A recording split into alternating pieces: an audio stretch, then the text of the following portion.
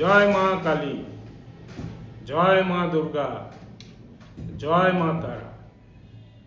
আপনারা ভাবছেন হঠাৎ আমার কি হয়েছে, আমি কেন জয় মা কালী, জয় মা দুর্গা, জয় মা তারা বলছি।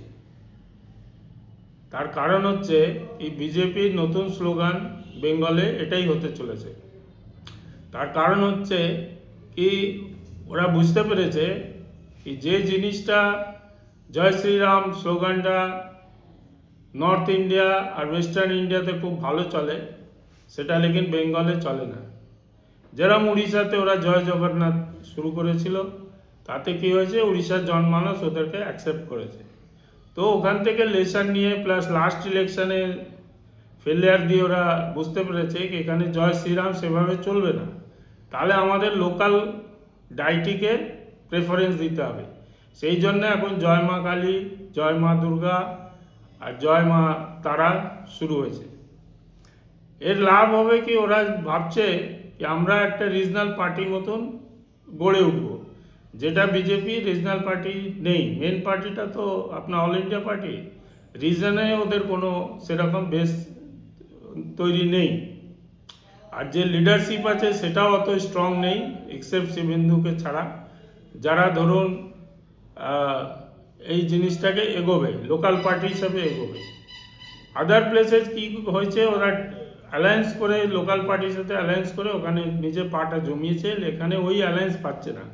কেন, কংগ্রেসও ওদের সাথে অ্যালায়েন্স করবে না, সিপিএমও করবে না, আর তৃণমূল করা তো প্রশ্নই ওঠে না। So they are feeling it alone.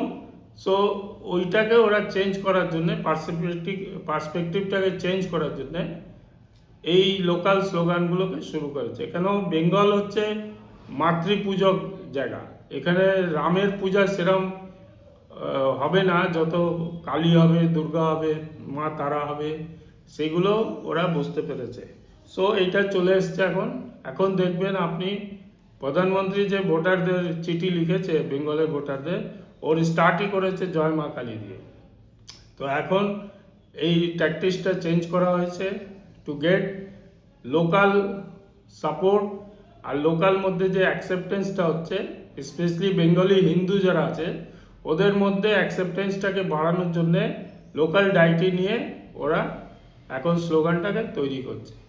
তো আপনি এই ব্যাপারে কি ভাবছেন, কত এটা সাকসেসফুল হবে, এই স্লোগানটা, ফর্মুলাটা কত সাকসেসফুল হবে, এ ব্যাপারে একটু জানাবেন, কমেন্ট করবেন, চ্যানেলকে লাইক করবেন, সাবস্ক্রাইব করবেন। আর আমাদেরকে আরও কোনো টপিকে যদি আপনি কথা বলতে চান কি আমরা কথা বলি, তাহলে সেটাও জানাবেন। Thank you.